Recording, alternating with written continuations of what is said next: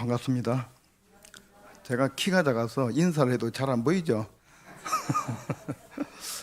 키가 작은 것도 장점이 될 수 있습니다. 저는 오늘 선택이라는 제목으로 여러분과 같이 우리가 실생활 속에서 정말 많은 선택을 합니다. 오늘도 여러분들이 선택을 아마 했으리라 생각되고, 지금까지 아마 여러분 나이대로 살아오면서 아마 많은 선택을 해왔을 겁니다. 성경에는 많은 믿음의 노동자들이 많은 선택을 했어요. 아마 이 선택이 처음에 우리가 창세기 당시에 아담과 하와도 잘못된 선택으로 오늘 우리가 이렇게 죄 가운데 빠져서 이렇게 이런 생활들을 지금 하고 있는 겁니다. 선택을 잘못함으로써 우리 인생이 어떻게 바뀌는가는 아마 여러분들이 잘 아리라 생각됩니다. 먼저 성경 구절을 제가 하나 보도록 하겠습니다. 하나님이여 사슴이 시냇물을 찾기에 갈급한 같이 내 영혼이 주를 찾기에 갈급하나이다. 이 성경절을 제가 시편 42편 1편을 제가 굉장히 좋아하는 성경절인데요, 이 성경절을 제가 오늘 띄우는 이유는 이런 마음으로 우리가 하나님을 찾는 마음으로, 갈급한 마음으로 우리가 선택을 한다면 바른 선택을 할 수 있다는 겁니다. 그래서 오늘 이것을 좀 보시고, 또 하나 여러분들이 잘 아는 로버트 프로스트의 시를 제가 하나 보여드리도록 하겠습니다. 가지 않는 길. 아마 이 학교에서 교과서에서 아마 배운 걸로 제가 알고 있습니다. 아마 다 고등학교 교과서에 아마 나온 걸로 제가 알고 있는데 아주 오래돼서 정확하게는 모르겠지만은 제가 한번 낭독을 한번 해보겠습니다. 노란 숲속에 길이 두 갈래 나섰습니다. 나는 두 길을 다 가지 못하는 것을 안타깝게 생각하면서 오랫동안 서서 한 길이 굽어 꺾여 내려간 데까지 바라다 볼 수 있는 데까지 멀리 바라다 보았습니다. 그리고 똑같이 아름다운 다른 길을 택했습니다. 그 길에는 풀이 더 있고 사람이 걸은 자취가 적어 아마 더 걸어야 될 길이라고 나는 생각했던 게죠. 그 길을 걸음으로 그 길도 거의 같아질 것이지만 그날 아침 두 길에는 낙엽을 밟은 자취는 없었습니다. 나는 다음 날을 위하여 한 길은 남겨두었습니다. 길은 길에 연하여 끝없으므로 내가 다시 돌아올 것을 의심하면서 훗날에 나는 어디선가 한숨을 쉬며 이야기할 것입니다. 숲속에 두 갈래 길이 있었다고, 나는 사람이 적게 간 길을 선택하였다고, 그리고 그것 때문에 모든 것이 달라졌다고. 이런 시 아시죠? 이 선택에 대한 누구든지 아마 가질 수 있는 생각입니다. 가지 않는 길에 대해서 우리가 아련하게 생각하는 그런 것을 해놨는데, 오늘 저는 창세기에도 우리가 처음에 하나님께서 천지를 창조하시고 여체 동안 힘써 일하라고 하셨습니다. 힘써. 그리고 안식일에 우리가 안식일의 축복 가운데 임하라고 하셨는데, 이 힘써 일한다는 것은 경제적인 활동이라고 볼 수 있습니다. 우리가 먹고 사는 문제, 이 먹고 사는 문제의 선택은 아마 여기 있는 성도님들은 누구도 여기서 벗어날 수는 없을 겁니다. 오늘 먹고 사는 문제에 대한 선택과 또 한 가지 중요한 것이 있죠. 결혼 문제. 이 결혼 문제가 창세기에 아주 중요하게 나타납니다. 이 결혼 문제 이 두 가지를 오늘 좀 같이 어떤 선택을 하는 것이 바른 선택인가를 오늘 같이 은혜를 나누고자 합니다. 아브라함과 롯의 선택입니다. 창세기 13장 5절에서 18절 말씀입니다. 제가 홀수절을 읽고 노란 것을 여러분들이 한번 같이 낭독해 주시면 좋겠습니다. 아브라함의 일행 롯도 양과 소와 장막이 있으므로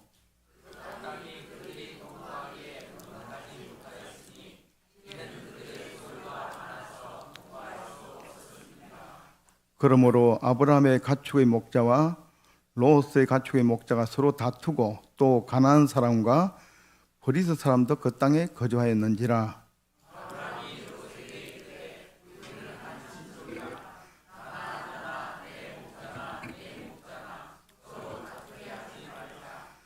내 앞에 온 땅이 있지 아니하냐. 나는 우하고 네가 우하면 나는 자하리라.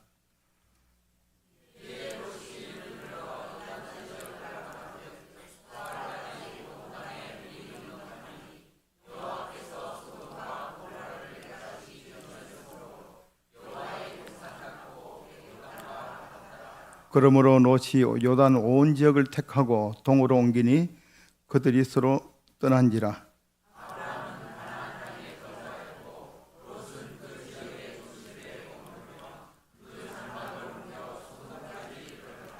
소돔 사람은 여호와 앞에 악하며 큰 죄인이었더라.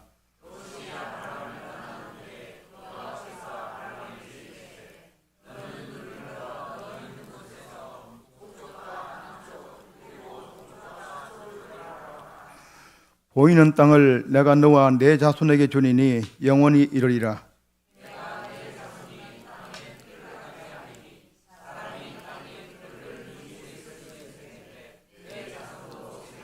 너는 일어나 그 땅을 종과 행으로 두루 다녀보라. 내가 그것을 내게 주리라.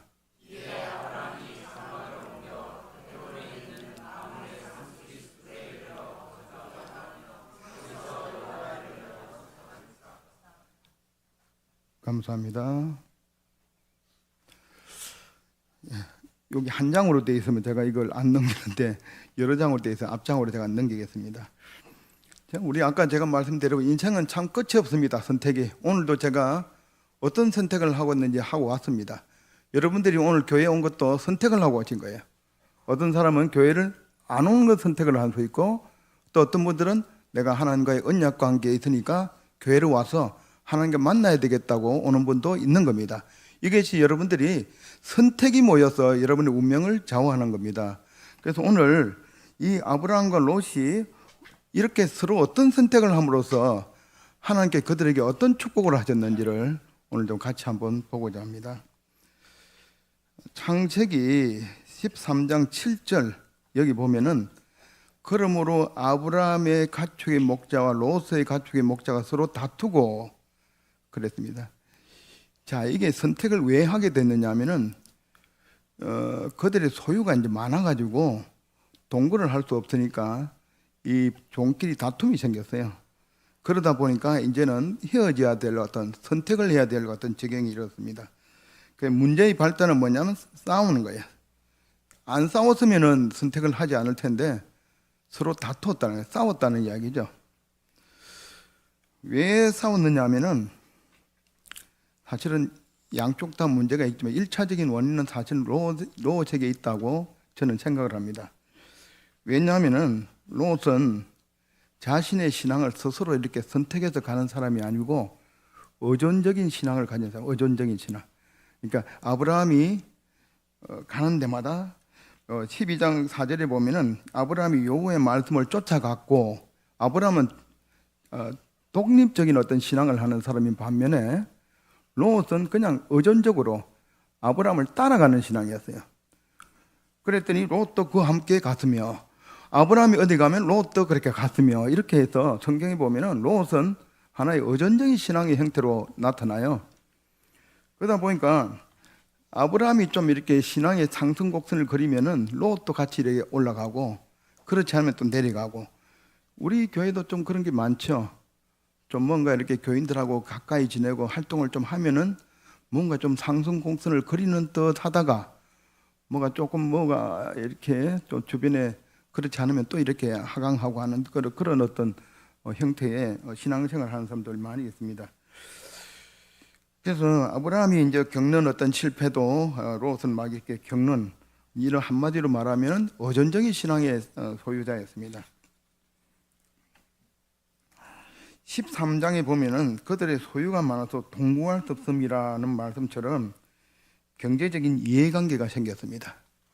이게 사실은 경제적 이해관계 때문에 이제 헤어져야 된다는 어떤 그런 부분이 와 있죠. 자, 그런데 아브라함은 또 어떤 신앙의 소유자였냐면은 13장 8절에 보면은 아브라함이 롯에게 이르되 우리는 한 골육이라 나나 너나 내 목자나 네 목자나 서로 다투지 말자. 아브라함은 아까 제가 이야기한 자립적인 아주 신앙심을 갖고 있었습니다. 뭐 이렇게 생선 한 마리 받는 어떤 그런 신앙인이 아니고 고기 잡는 것을 배운 어떤 그런 신앙인의 사람이었습니다. 그는 가나안 땅에 입성해가지고 베델, 세겜과 마므레 상수리 수풀에서 하나님의 은혜와 축복을 받았고, 그런 과정을 통해서 이 신앙을 받았기 때문에 아브라함은 매사를 주체적으로 바라보고 생활한 그런 사람이었습니다. 그래서 아브라함은 이 갈등이 발생하자 갈등과 평안 중에서 평안을 선택합니다. 왜냐하면 이 삼촌이기 때문에, 어른이기 때문에 이 부자 선지에서 보니까 사실은 그 당시의 풍속이 어른을 이렇게 우대하는 풍속이 있었어요. 이게 아브라함이 마음만 먹으면은 좋은 것을 먼저 선택할 수 있는 권한이 있지만은 아브라함은 그렇게 선택하지 않았다고 그랬습니다. 그런데 롯은 그러한 풍습이 있는데도 불구하고 본인의 어떤 욕심을 드러내는 어떤 그 부조와 선지자의 글이 나와 있더라고요. 그래서 여기 보니까 7절에 보니까 서로 다투고 또 가나안 사람과 브리스 사람도 그 땅에 거주하였다 그랬습니다. 이게 지금 아브라함이 평안을 선택하는 이유 중에 하나가 뭐냐면은 남들이 본다면 우사스럽다는 이야기죠. 지금 여기 브리스 롯과 아브라함만 있는 것이 아니고 그 주변에 가나안 사람과 브리스 사람도 그 땅에 거주하였다라고 지금 되어 있습니다. 자, 이 가나안과 브리스 사람은 어떤 사람들이냐면은 하나님을 믿지 않는 사람을 우리가 가르친다고 볼 수 있습니다. 하나님 믿지 않는 사람한테 거기에서 싸우는 모습을 보인다는 것은 신앙인으로서의 자세가 아니기 때문에 아브라함은 평안을 선택합니다. 우리도 또한 여기서 배울 수 있는 교훈은 불신자들 앞에서 우리가 교회를 비판하거나 또 목사님을 깎아내리는 일이나 또 성도 상호 간의 사상 갈등으로 인해서 서로를 비난하거나 또 이런 모습들을 보인다면은 새로운 신자들이 아마 그것을 보고 실망할 겁니다. 그래서 우리가 그런 행동들은 하지 않아야 되고 아브라함과 같은 그런 성숙된 어떤 신앙의 모습을 보여야 된다고 생각합니다. 8절에 보면은 아브라함이 롯에게 이르되 우리는 한 친족이라 나나 너나 내 목자나 서로 다투지 말자. 이게 평안을 선택하는 것 중에 하나가 또 뭐냐면 서로 친척이다, 권육이다 이렇게 이야기합니다. 그러니까 이 한 식구인데 싸우지 말자는 겁니다. 그래서 갈등을 일으키지 말고 올바른 선택을 하자라고 이제 아브라함이 제안을 하는 거죠. 우리도 역시 예수 안에서 한 식구입니다. 우리가 구원의 방주에 함께 타고 가고 있는 사람들입니다. 따라서 만약에 우리 형제 중에 한 사람에게 상처를 준다면은 그것은 단순히 그에게만 상처를 주는 것이 아니고 제 자신이 상처를 받는 것이고 받는 것이고 또 이 교회 전체의 모든 교원들이 사실은 상처를 받는 겁니다. 왜냐하면 우리는 한 형제이기 때문입니다. 형제에게 상처를 줬는데 그 상처가 자신에게 돌아오지 않는다면 그것은 진짜 형제가 아니다는 거죠.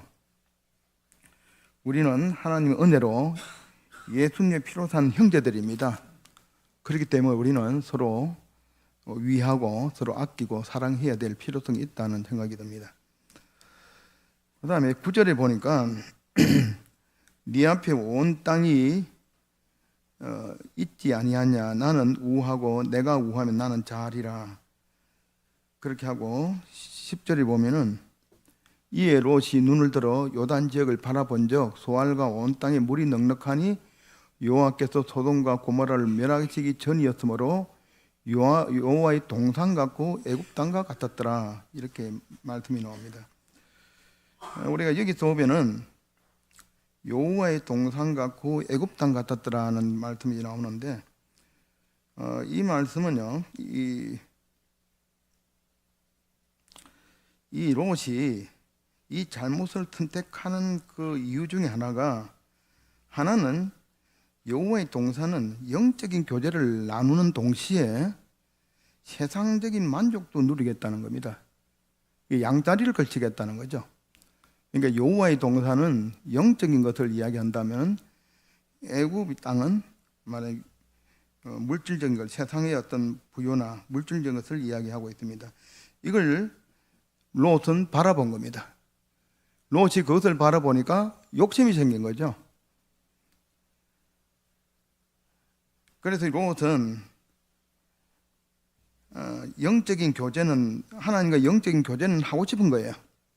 그러면서 세상적인 부요와 안락까지요 다 누리기를 원했다는 겁니다. 그래서 이 롯은 그 길을 선택을 하죠. 그래서 그러므로 롯이 요단 온도를 택했다 하고 그렇게 이야기합니다. 그래서 롯은 자기를 위해서 요단 온도를 택했다고 이야기하는데, 이 선택으로 롯은 파멸의 길로 들어서게 됩니다. 그거 우리가 잘 참 생각해봐야 될 것이, 우리도 양다리 걸칠 때가 참 많이 있어요. 오늘 이것을 보시면서 우리는 어떤 선택을 해야 될지를 좀 한번 같이 눈여겨볼 필요가 있다 생각이 듭니다. 마태복음 6장 33절에 보면은 너희는 먼저 그의 나라와 그의 의를 구하라. 그리하면 이 모든 것을 너희에게 더하시리라는 이 말씀을 롯은 생각지 않았던 겁니다. 자, 이것이 롯이 자기의 눈에 보이는 대로 선택을 함으로써 하나님의 그 복의 원리를 정면으로 이 롯은 반대로 선택을 하게 됩니다. 그 나라와 그의 의를 구하면은 그 나머지는 자연스럽게 따라오는 부분들인데, 이 롯은 그것을 원하지 않고 자기 눈으로 보는 대로 자기가 선택을 하게 됩니다. 자, 이 롯이 이 소돔성을 선택하고 나서 삶이 어떻게 변화됐는지 한번 보도록 하겠습니다. 그 선택이 잘된 선택인지 또 한 가지 잘못된 선택인지를 한번 보도록 하겠습니다.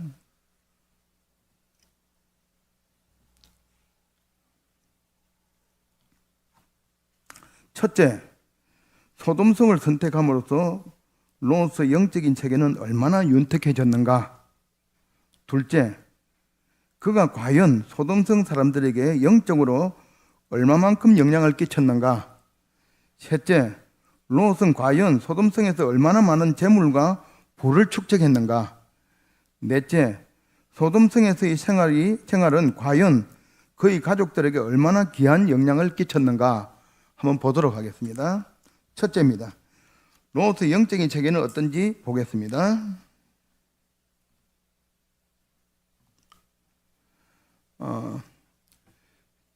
창세기 19장 4절 5절에 보면은 그들이 눕기 전에 거성 사람 곧 소돔 백성들이 노소를 막론하고 원건에서 다 모여 그 집을 이어서하고 롯을 부르고 그에게 이르되 이끌어내라, 우리가 그들을 상관하리라. 롯의 집에 들어온 천사들을 끌어내라는 겁니다. 상당히 좀 상관한다는 말은 성관계를 맺는다는 그런 뜻이죠. 그러니까 이 동네 사람들이 얼마나 악하냐 하면은 처음 온 남자를 그러니까 여기 보니까 노소를 막론하고 원건에 다 모여 그 집을 위해서하고 롯을 부르고 그에게 이르되 이끌어내라, 우리가 성관계를 하겠다, 이런 이야기를 하고 있어요. 동네가 좋은 동네입니까? 손님이 왔는데 좋은 동네는 아니죠. 자, 천사를 끌어내가지고 성관계를 맺고자 그 집을 위해서는 소돔성 사람들을 보게 되는데, 이 정도로 소돔 백성들은 타락했습니다. 근데 롯의 반응은 뭐라고 이야기하느냐 하면은, 대개 남자를 가까이 하지 아니한 두 딸이 있노라. 청하건대 내가 그들을 너희에게 이끌어내리니 너희 눈에 좋은 대로 그들에게 행하고, 이 사람들은 내 집에 들어왔은즉 이 사람들에게는 아무 일도 저지르지 마라. 이거 잘하는 겁니까? 이것도 보니까 이 롯이 지금 영적인 세계가 어떻는지를 보여주는 거예요. 지금 이 악으로 막는 장면이 나오는데, 이 최악 대신에 차악을 택한 거예요. 그것밖에는 그가 한 일이 없습니다. 그래서 이게 소돔성에 살면서 추잡하고 더러운 문화를 보고 들음으로써 소돔성 사람들에게 영적인 영향을 끼친 게 아니고 오히려 그러한 심령이 상한 상태로 변한 롯의 모습을 우리가 보게 됩니다. 그 영향을 끼친 게 아니고 영향을 받은 거예요, 지금. 둘째 한번 볼게요. 둘째, 롯의 영적인 상태는 지금 타락할 대로 타락해 있습니다. 둘째, 롯은 영적으로 얼마나 영향을 끼쳤느냐를 물어보는 거예요. 한번 보겠습니다. 롯이 나가서 그 딸과 결혼할 사위들에게 말하여 이르기를 여호와께서 이 성을 멸할지 터이니 너희는 일어나 이곳으로 떠나라 하되 그의 사위들이 뭘로 한다고요? 농담으로 여겼더라. 이 보통 사위는 장인어른 이야기하면 잘 듣는 거 아닙니까? 그런데 농담으로 여겼다 이 말은 영향력을 미칩니까? 못 미칩니까? 전혀 못 미쳐요. 사위조차, 정원한 사위조차도 장인어른 말씀을 농담으로 여길 정도입니다. 의인 10명만 있으면은 소돔성을 멸하지 않겠다고 했는데 가족만 합쳐도 한 8, 9명은 될 텐데 결국은 다 전무하다고 볼 수 있습니다. 그 다음 셋째입니다. 그러면은 얼마나 많은 재물을 모았는가 한번 보겠습니다. 우리가 이 선택을 하기 전에는 소유가 많아서 서로 소유가 많아서 이것 때문에 갈등을 일으켜서 선택을 했다고 되어 있습니다. 그때는 재물을 롯이 많이 있었다는 이야기죠. 서로 갈등이 있었으니까. 근데 롯은 거기서 모든 걸 잃었습니다. 아무것도 없어요. 모든 걸 다 잃어버렸어요. 거기에 남은 것이 하나도 없었어요. 다 날려버렸습니다. 우선순위의 선택이 잘못되어 있기 때문에 아무것도 남는 게 없었어요. 넷째, 롯의 가족은 어떤 영향을 끼쳤는가? 롯은 가족에게 어떤 영향을 끼쳤는가 한번 보겠습니다. 그는 이미 아내를 잃었습니다. 롯의 아내는 뒤를 돌아봤기 때문에 소금기둥이 되었다고 그랬죠. 근데 롯의 아내는 소금기둥이 되기 전에 이미 롯으로부터 마음이 떠난 여자였습니다. 여기 보면은 롯의 아내에 대해서 그렇게 나오지도 않을 뿐 아니라 굉장히 제가 볼 때는 남편하고 그렇게 말을 얘기 잘 듣는 그런 타입은 아니라고 생각이 들었어요. 겉으로 아내 역할을 했는지 모르지만은 속은 이미 남편을 떠난 사람이었습니다. 소돔성의 부와 쾌락, 절금이 완전히 물들어 있었던 것입니다. 그럼 롯의 자녀들은 어떻는가 한번 보겠습니다. 창세기 19장 32절에 보니까 우리가 우리 아버지에게 술을 마시게 하고 동침하여 우리 아버지로 말미암아 후손을 이어가자 하고, 이거 있을 수 있는 이야기입니까? 아버지와 동침을 하겠다 하는 겁니다. 이게 지금 어디에서 배운 거예요? 소돔에서 배운 거예요. 소돔에서. 그렇죠? 야, 이게 보면 딸들이 참 폐기한 생각을 하고 있대요. 이걸 적나라하게 나타내는 건데 이게 참 부끄러운 이야기입니다. 그렇지 않아요? 아버지와 동침을 해서 두 딸이 다 그렇게 하겠다는 거. 너무나 이거는 부끄러운 이야기입니다. 이 롯이 남자를 가까이 아니한 두 딸이 있노라 하고 말하는 것을 보아가지고 육체적으로는 처녀였던 같은데, 그러나 그의 정신세계에서는 이미 타락할 대로 타락한 상태다 이렇게 볼 수 있고, 그들은 소돔성에서 있은 그 모든 회개한 일들을 그대로 배워가지고 그것을 늘 마음속에 품고 있었고, 급기야 아버지와 동침하는 건친상간의 가장 비참하고 비연한 일을 저질렀다고 되어 있습니다. 롯은 한순간의 선택으로 여호와의 동상과 애굽의 축복을 다 누리고자 했지만은 다 잃고 말았습니다. 이게 롯의 선택입니다. 자, 근데 아브라함은 선택의 결과가 어떤가 한번 보겠습니다. 창세기 13장 14절 15절 보겠습니다. 롯이 아브라함을 떠난 후에 여호와께서 아브라함에게 이르시되 너는 눈을 들어 너 있는 곳에서 북쪽과 남쪽 그리고 동쪽과 서쪽을 바라보라. 보이는 땅을 내가 너와 네 자손에게 주리니 영원히 이르리라. 내가 네 자손의 땅에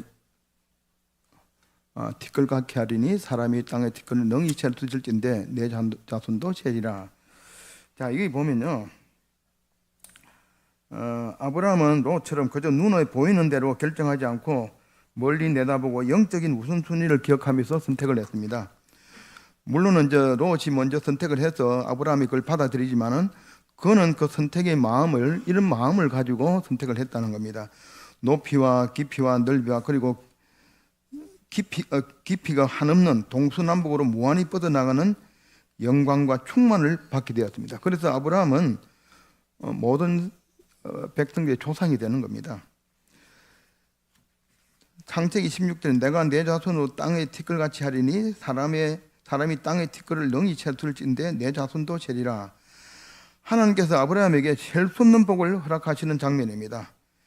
우리가 창세기 13장을 통해서 하나님께서 아브라함에게 말씀하신 요지는 너가 바른 길을 선택하기만 하면은 내가 너와 내 자손이 열매 맺는 인생을 살게 해주겠다는 것이 요지입니다.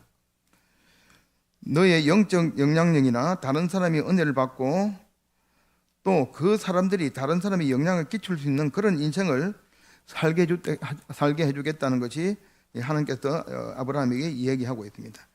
13장 18절에 보면 그가 장막을 옮겨 헤브론에 있는 마몰의 상수리 숲에 이르러 거하며 거기서 여호와를 위하여 단을 쌓았더라.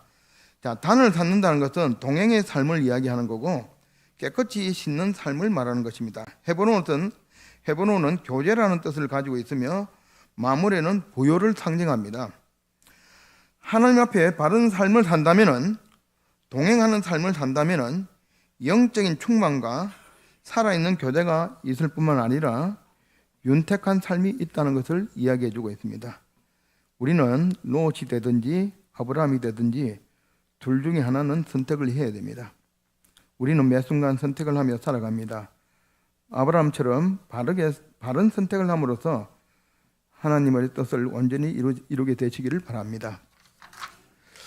그 다음에 야곱과 에서의 선택을 보도록 하겠습니다. 에서와 야곱의 선택입니다. 창세기 28장 1절에서 9절인데요. 제가 홀수절 읽으면 노란 부분을 읽어봐 주시기 바랍니다. 이삭이 야곱을 불러 그에게 축복하고 또 당부하여 이르되 너는 가나안 사람의 딸들 중에서 아내를 말이하지 말고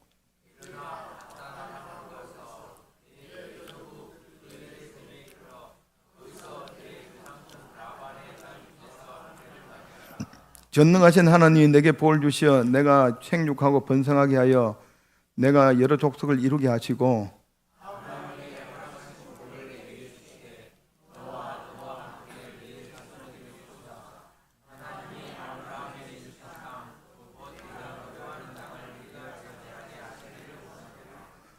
이에 이삭이 야곱을 보내매 그가 밧단 아람으로 가서 라반에게 이르렀으니 라반은 아람 사람 버두엘의 아들이요 야곱과 에서의 어머니 리브가의 오라비더라.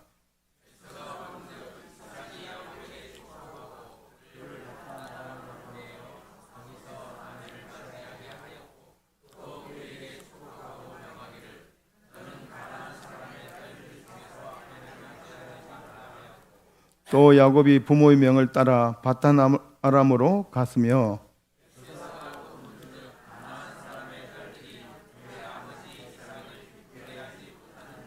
이에 에서가 이스마엘에게 가서 그 본처들 외에 아브라함의 아들 이스마엘의 딸이요 느바요스의 누인 마할랏을 아내로 맞이하였더라. 자, 이것을 보기 전에 이야기하기 전에 이 문장을 한번 창세기 27장 46절 28장 1절에서 9절 하기 전에 바로 앞장입니다. 이 결혼에 대한 얘기를 지금 하기 위해서 제가 27장 46절을 보겠습니다. 리브가가 이삭에게 이르되 내가 헷 사람의 딸로서 말미암아 내 삶이 싫어졌거늘. 아마 이건 헷 사람의 딸이란 것은 아마 에서의 그 며느리를 이야기하는 것 같아요. 내 삶이 싫어졌거늘 야곱이 만일 이 땅의 딸들 곧 그들과 같은 헷 사람의 딸들 중에서 아내를 맞이하면 내 삶이 내게 무슨 재미가 있으리까. 이 결혼에 대한 이야기가 나와요.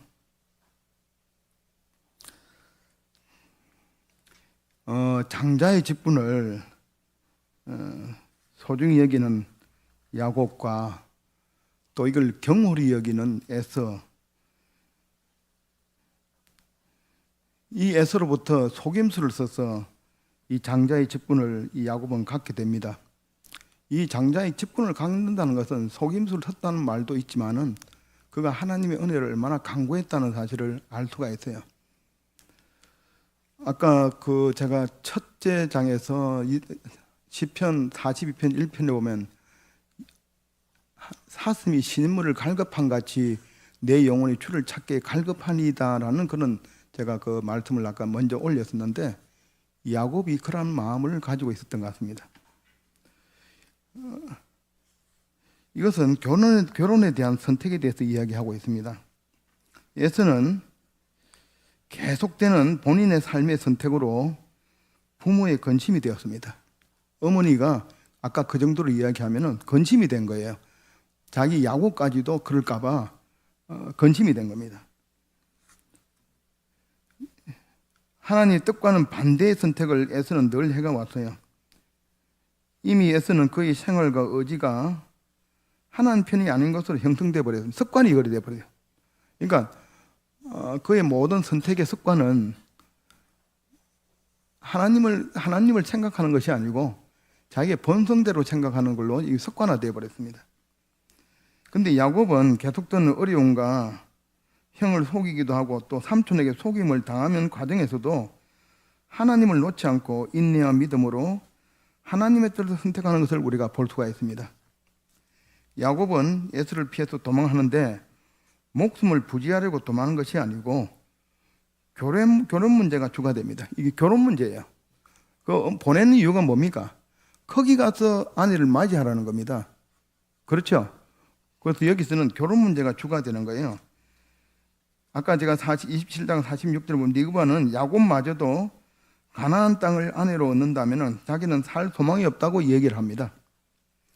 그리고 아버지 이삭은 야곱을 불러서 가나안의 딸을 아내로 선택하지 말고 믿음의 배우자를 선택할 것을 아버지 아브라함에게서 받은 교훈을 그대로 야곱에게 들려줍니다. 야곱이 아비를 속였다고 야단치는 것이 아니고 오히려 진심으로 축복하고 떠나보냅니다. 왜냐하면 가나안 여자가 아내가 되면 안 되기 때문입니다. 유대 민족의 혈통적 편견으로 누구는 되고 누구는 안 된다는 것이 아니고 가나안의 문화가 문제인 것입니다. 가나안의 문화가 가나안은 우상 숭배가 만연한 곳이고 우상 숭배는 성적 타락과 육체적 쾌락을 탐닉하는 것과 사람과 현실을 바라보는 정신적 부패가 특징입니다. 가나안으로 상징되는 그런 하나님 없는 사단적인 가치관과 문화를 거부하는 것이죠. 6절 7절을 보면은 에스가 본적, 그 다음에 8절에 보면은 에스가 또 본적 이렇게 두 번이 나옵니다. 본적 두 번이 나오는데 에스가 본적 가나안 사람 딸 중에서 아내를 맞이하지 말라 하였고 또 본적 가나안 사람들의 딸들이 그의 아버지 이삭을 기쁘게 하지 못하는지라 이렇게 되어 있습니다. 이삭이 이게 중요한 구절인데 이 본적이란 에서가 본적이란 두 번이나 나오면서 그 모든 상황을 에서가 인식했다는 겁니다. 알고 있다는 거예요. 본적 또 본적 이렇게 두 번이나 이야기하면서 알고 있다는 겁니다. 그래서 9절에 보면은 이에 9절에 보면 이에 에서가 이스마엘에게 가서 그 본처들 외에 아브라함의 아들 이스마엘의 딸이요 느바요스의 누인 마할랏을 아내로 맞이하였더라 그렇게 이야기합니다. 이것이 에서입니다. 아는데 부모 마음을 아는데 또 가가 똥똥하게 엎친 데 겹친 격으로 더 이상한 짓을 하는 거예요. 이게 에서예요. 부모 마음을 아는데 지금 부모 마음을 알아요. 그 보면은 에서가 먼저 야곱의 축복하고 그걸 보내가지고 가나안 사람 딸 중에 아내를 맞이하지 말라 하는 걸 받아요. 그 다음에 또 본적 그의 가나안 사람들이 딸들이 아버지 이삭을 기쁘게 못한다라 본적에 다 본 거예요. 다 이해하는데도 또 하는 것이 구절을 가면 이스마엘의 딸이요 느바요스의 누인 마할랏을 또 아내로 또 맞이했더라 그렇게 나옵니다. 그러니까 이게 이 하나님의 언약 관계에 대해서 에서는 굉장히 무지한 겁니다.